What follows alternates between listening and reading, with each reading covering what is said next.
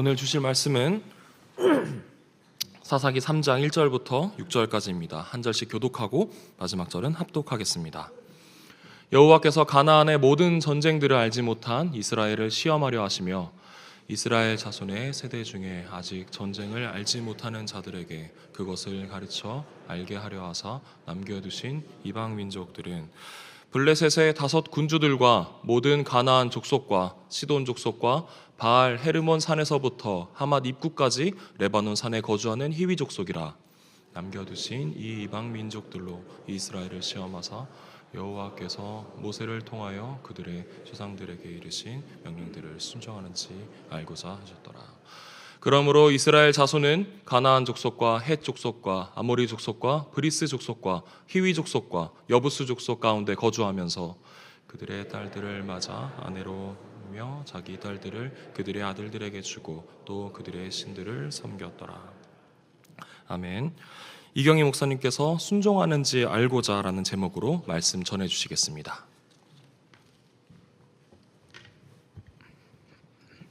샬롬. 네, 한 주간 평안하셨습니까? 오늘이 종려주일이고요. 이번 주가 고난주간인데요. 고난주간은 예수님께서 우리 죄를 대신하여 고통을 당하시고 그렇기 때문에 우리가 고난의 의미를 다시금 뒤새기면서 감사하는 그런 시간들입니다. 히브리서 5장 8절 말씀을 보면 그가 아들이시면서도 받으신 고난으로 순종함을 배워서 이렇게 말씀합니다.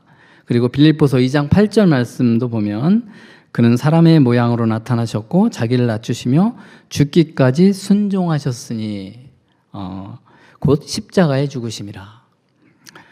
이렇게 말씀하고 있듯이 예수님께서 십자가의 고난을 받으신 것은 바로 예수님께서 우리를 구원하시기 위해서 하나님 아버지의 뜻에 완전하게 순종하신 그런 모범을 보여주시는 것입니다.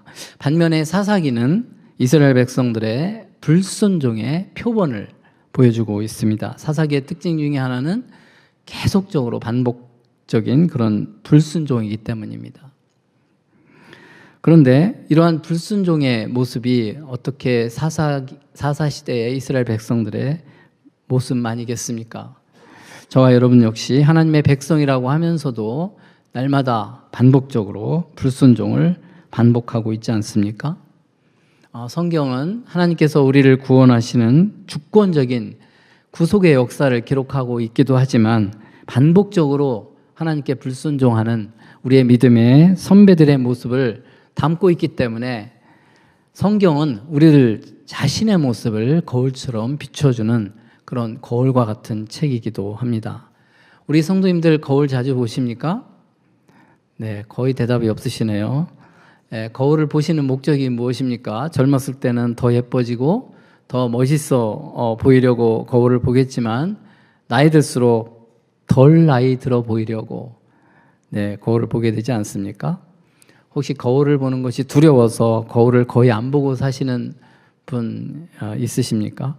거울을 안 본다고 해서 우리가 나날이 빠져가는 이 머리카락과 늘어나는 흰머리와 주름을 피해갈 수는 없습니다.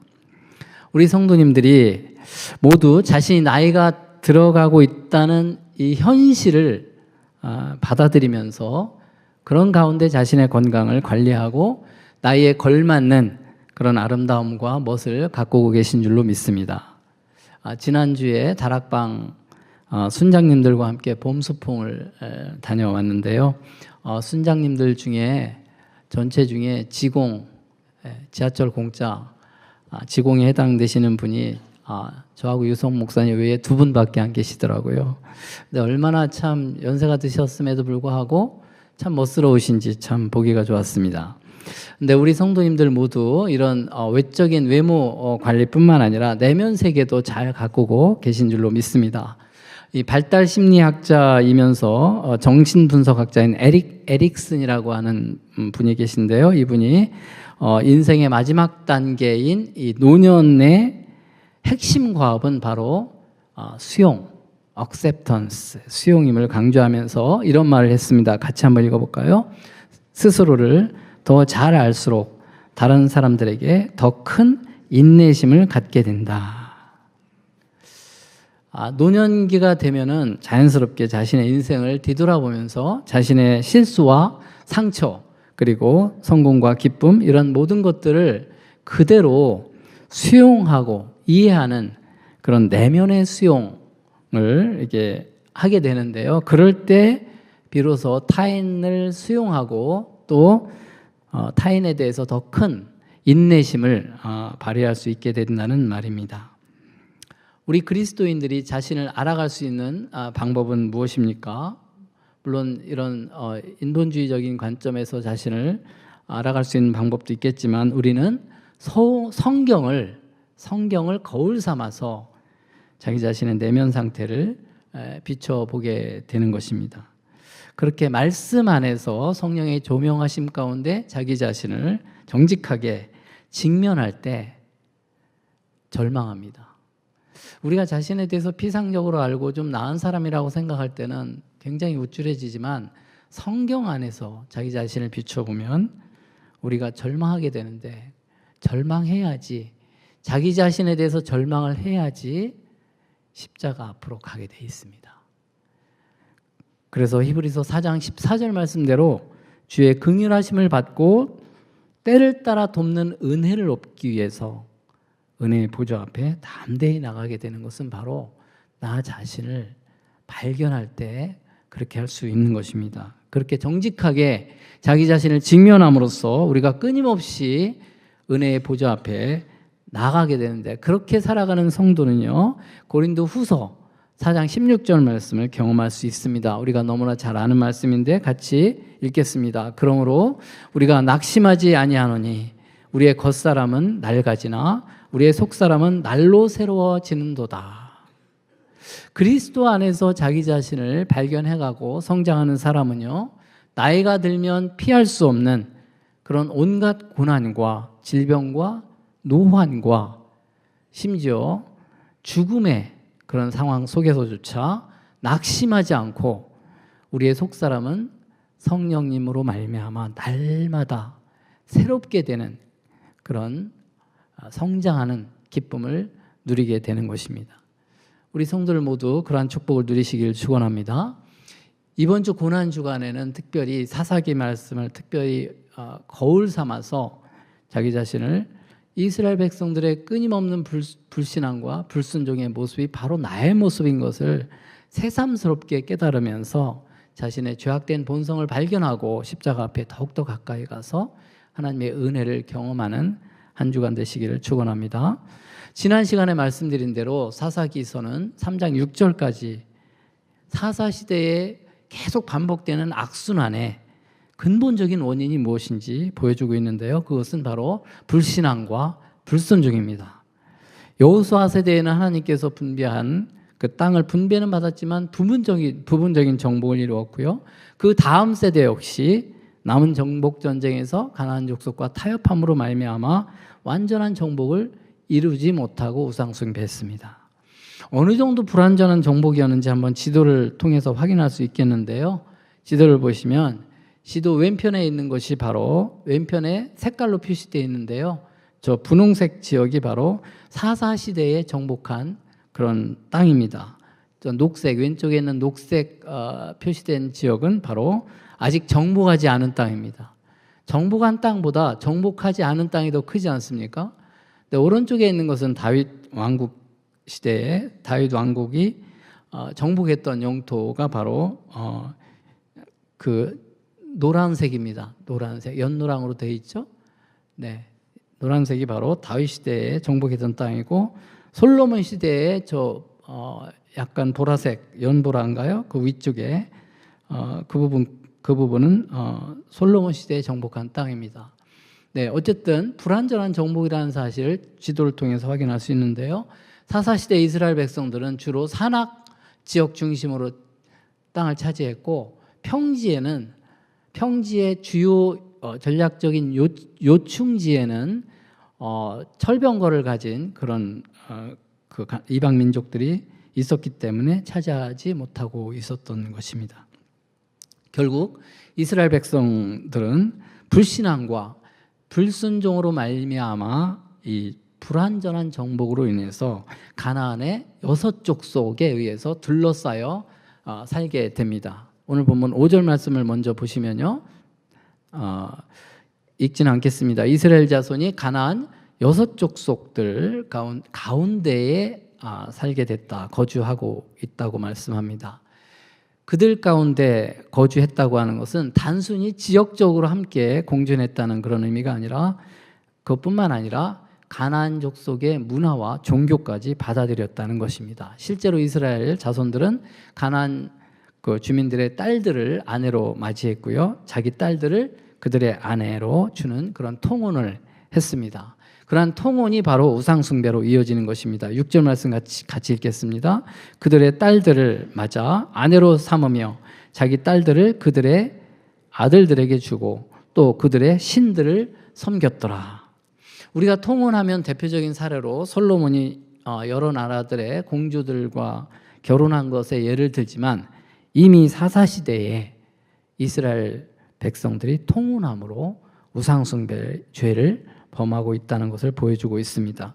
하나님께서는 이미 여호수아 세대가 가나안 성에 입성하기 전에 신명기 언약갱신을 통해서 명백하게 이방인과의 통혼을 금지한 바 있습니다. 신명기 7장 3절 4절 같이 읽겠습니다. 또 그들과 혼인하지도 말지니 내 딸을 그들의 아들에게 주지 말 것이요 그들의 딸도 내 며느리로 삼지 말 것은 그가 네 아들을 유혹하여 그가 여호와를 떠나고 다른 신들을 섬기게 하므로 여호와께서 너희에게 진노하사 갑자기 너희를 멸하실 것임이니라. 이 통혼 금지 명령은 통혼이 불러오게 될 우상숭배, 다시 말하면 종교적 혼합주의를 경계한 것입니다. 하나님께서 이처럼 통혼을 명백하게 경고하셨음에도 불구하고 이스라엘 백성들 가나안 3세대들이 서슴없이 통혼을 하고 우상숭배에 빠진 것은요, 여호수아 1세대가 바로 여호수아 1세대와 2세대가 그의 후손들에게 바로 이 신앙과 율법 교육을 제대로 하지 않았다는 증거입니다. 이처럼 불완전한 이 정복이 통혼을 통해서 우상숭배로까지 이어진다라고 하는 것을 보여주는 것은 가나안 정복 전쟁이 단순한 물리적인 전투가 아니라 영적 전쟁이었다는 사실을 분명히 보여주고 있는 것입니다. 가나안 정복 전쟁은 인간의 힘과 전략으로 이루어진 전쟁이 아니라 하나님께 의존하고 순종함으로써 승리할 수 있는 믿음의 싸움이었기 때문에 이스라엘 백성들은 이 전쟁을 수행하는 과정을 통해서 하나님을 의지하고 순종하는 법을 배우고 성장해야 했다는 것입니다.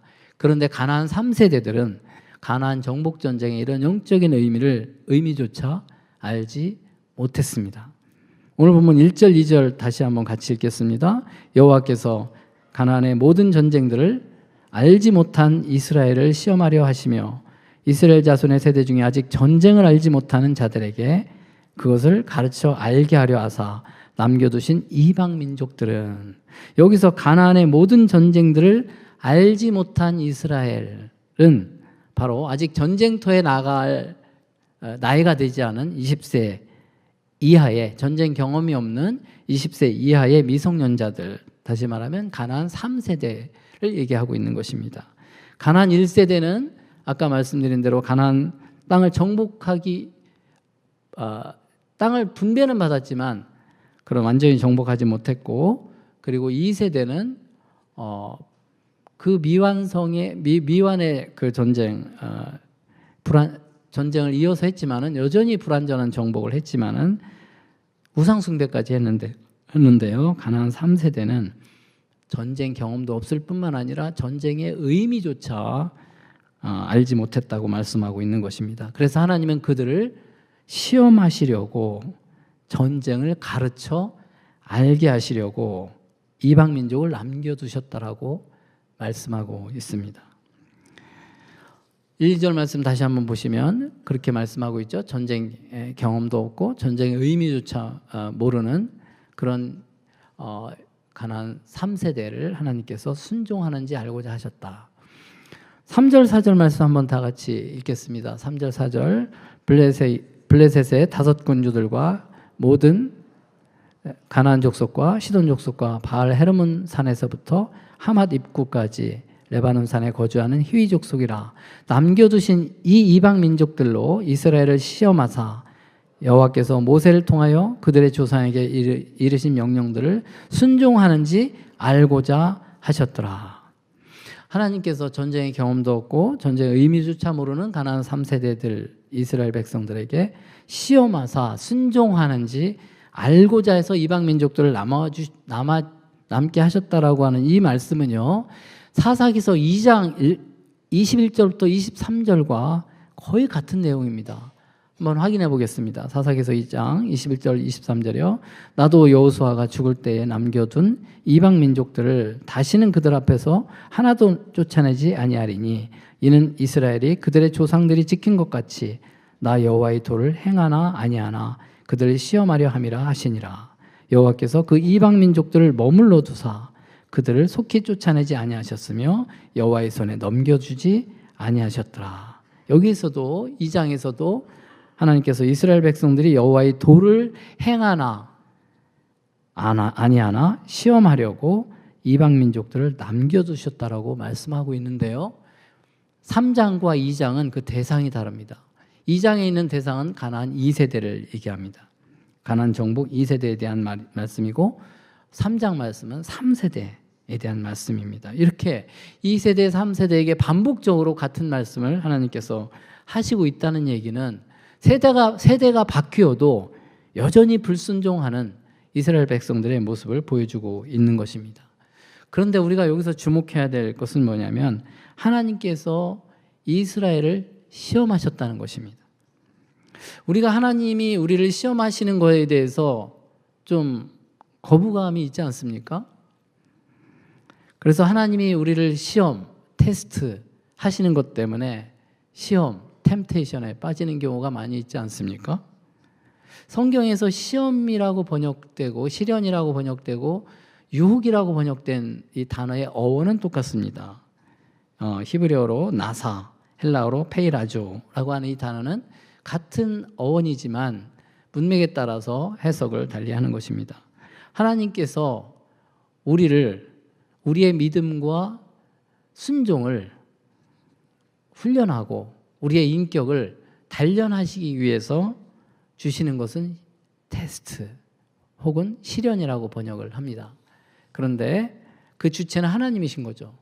그런데 유혹은 우리 인간을 죄에 끌어들이는 그런 미혹을 말하는 것입니다. 그 주체는 사탄과 인간의 욕심입니다. 하나님께서 우리의 성숙을 위해서 우리에게 시련을 주시지만 그것이 유혹이 되어서 우리를 죄에 빠지게 하는 그 원인은 바로 우리가 하나님이 주시는 그 테스트, 시련에 믿음으로 응답하지 않고 순종하지 않고 하나님의 말씀에 순종하지 않고 오히려 나의 욕심으로 반응하기 때문에 그 욕심이 결합이 돼서 스스로 시험에 빠지는 것입니다. 우리가 잘 아시는 야고보서 1장 12절 13절 말씀에 그래서 명확하게 말씀하십니다. 하나님은 시련은 주시지만 유혹하지는 않으신다. 이렇게 분명히 말씀하고 있는 것입니다. 하나님께서 허용하신 이 시련은 우리를 세우기 위한 것인데 우리의 죄악된 본성과 이 악한 세력으로 사탄으로 말미암아 그것이 우리를 넘어뜨리는 유혹이 될 수 있는 것입니다. 그래서 유혹에 빠지는 책임은 하나님께 있는 것이 아니라 바로 우리들 자신의 욕심에 있는 것입니다.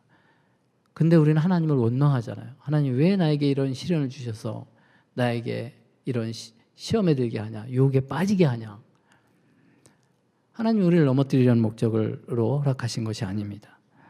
근데 하나님께서 이스라엘 백성을 시험하셨다고 하는 내용은요, 성경 곳곳에 나타나는데 몇 군데만 확인해 보도록 하겠습니다.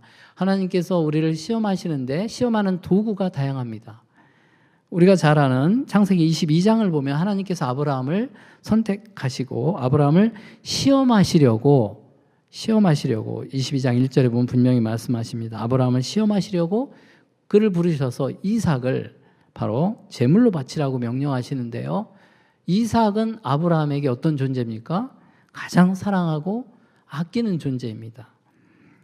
따라서 하나님께서 아브라함의 믿음과 순종을 훈련하는, 시험하는 도구는 바로 아브라함이 가장 소중히 여기는 것이었다는 겁니다. 하나님께서 저와 여러분이 오늘날에도 예수님 외에 내가 가장 소중히 여기는 것이 무엇인지 직면하게 하고 그것을 빼앗아가겠다고 협박하는 것이 아니라 과연 그것보다 나를 더 소중히 여기시는지 시험하실 수 있습니다. 그리고 출애굽기 14장 6절에 보면 16장 4절에 보면 하나님께서 이스라엘 백성들에게 만나를 주시면서 그들을 시험하는, 여기도 시험한다고 분명히 말씀하고 있습니다. 시험하는 이유를 이렇게 밝히고 있습니다. 그때 여호와께서 모세에게 이르시되 보라 내가 너희를 위하여 하늘에서 양식을 비같이 내리리니 백성이 나가서 일용할 것을 날마다 거둘 것이라. 이와 같이 하여 그들이 내 율법을 준행하나 아니하나 내가 시험하리라. 하나님께서 이때 시험하는 도구는 바로 만나입니다. 만나는 뭡니까? 바로 일용할 양식이죠. 하루하루 그때그때 필요한 것만 거두어 가지 쌓아놓지 말라. 이게 바로 우리의 믿음을, 이스라엘 백성들의 믿음을, 순종을 시험하는 도구였습니다. 일용할 양식이었습니다. 이것은 우리로 하여금 미래에 대해서 아무런 준비를 하지 말라는 뜻이 아니라 하나님을 신뢰하면서 하루하루 충실하게 살아가는 훈련을 하도록 하나님께서 만나를 도구로 사용하시는 것입니다. 오늘날 우리가 매일매일 삶 속에서 우리의 삶에 필요한 것들을 하나님이 공급하신다는 사실을 우리가 신뢰하고 하루하루 내가 노력했지만 하나님께서 배후에 역사하셔서 나에게 공급하셨다는 사실을 신뢰하고 하나님 뜻대로 순종하면서 감사하면서 살아가고 있는지 테스트하신다는 겁니다. 확인하신다는 것입니다.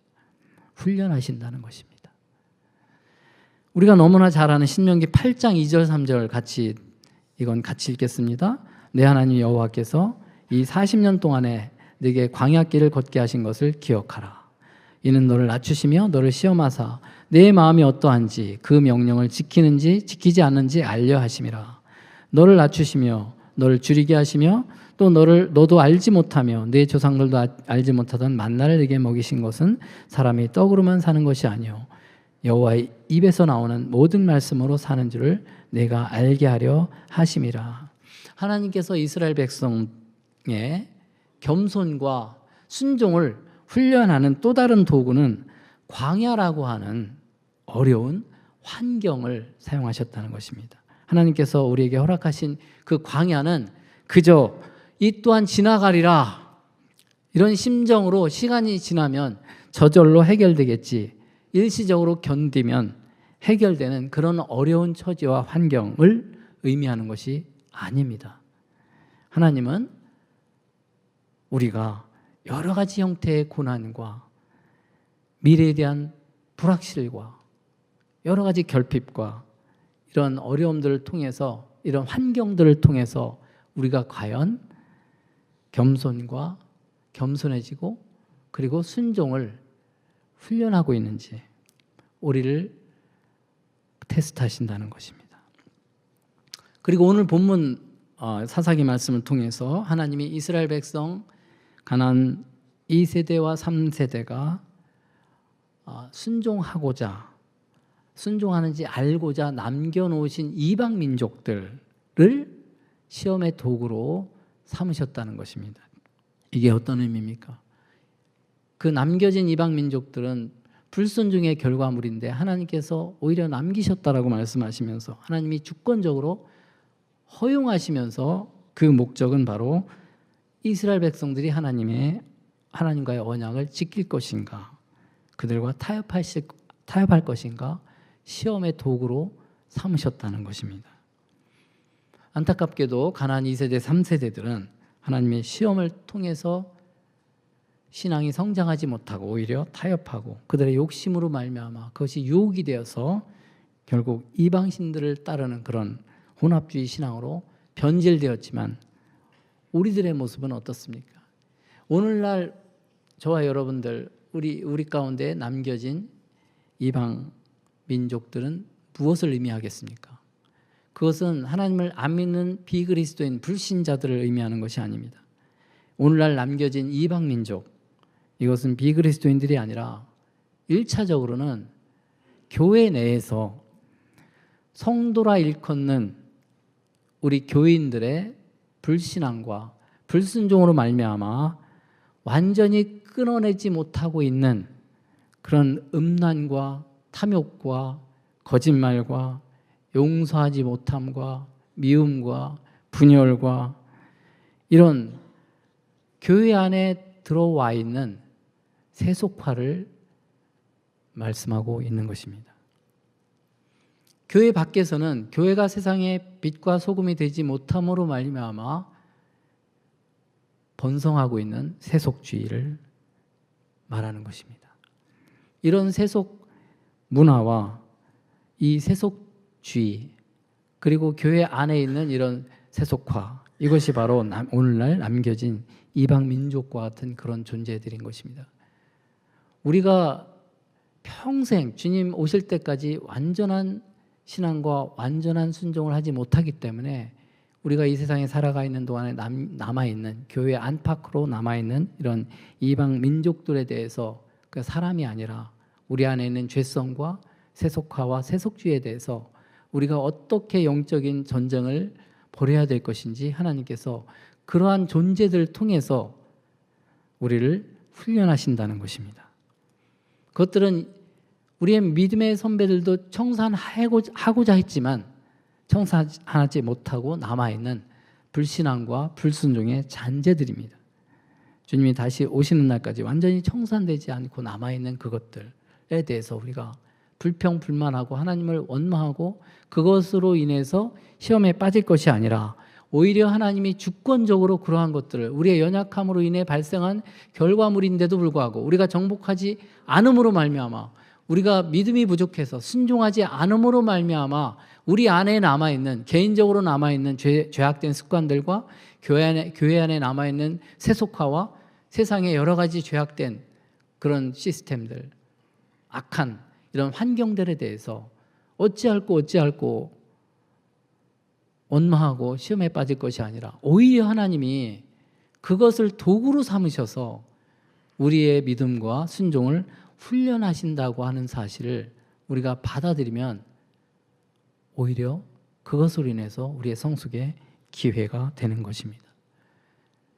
교회 안팎으로 존재하는 이러한 것들에 대해서 어떻게 이럴 수가 있는가라고 있을 수 없다라고 얘기할 것이 아니라 오히려 이러한 현대 이방 민족들이라고 여기시고 우리가 믿음으로 말미암아 쫓아내야 될 교회 안에서 이런 모습들을 내 안에 있는 그런 모습들 쫓아내고 교회 안에 이런 모습들을 정복해야 될 쫓아내야 될 대상으로 여기고 훈련을 해야 될 것입니다. 하나님께서는 그것들을 사용하셔서 우리가 순종하는지를 알고자 하신다는 것입니다. 우리를 테스트하고 계시는 것입니다. 그 목적은 뭐라고요? 우리의 믿음과 순종을 확인하고 훈련하는 그런, 그래서 하나님과 깊은 관계를 누리도록 하기 위한, 하나님을 의존하지 않으면 나도 물들 수 있겠구나, 나도 얼마든지 세속화되고 세상 사람들과 다를 바 없이 살 수 있겠구나라는 자기 자신을 발견하고 하나님께 더욱더 가까이 감으로써 하나님과의 친교를 누리도록 하는 환경이라는 것입니다. 그것이 도구라는 것입니다. 사랑하는 성도 여러분, 이번 주 고난 주간에는 특별히 저와 여러분들 안에 있는 쫓아버려야 될 죄악된 습관들, 우리 공동체 안에 들어온 세속화된 것들이 무엇인지 깨닫고 회개하는 그런 시간들을 가지시기를 축원합니다. 그것을 분별하고 결단하는 것이 필요합니다. 더 나아가서 한국 교회가 세속주의와 타협하지 않고 이 세상에 공의와 사랑을 드러내는 그런 역할을 잘 감당할 수 있도록 우리가 한국 교회를 위해서도 기도해야 될 줄로 믿습니다.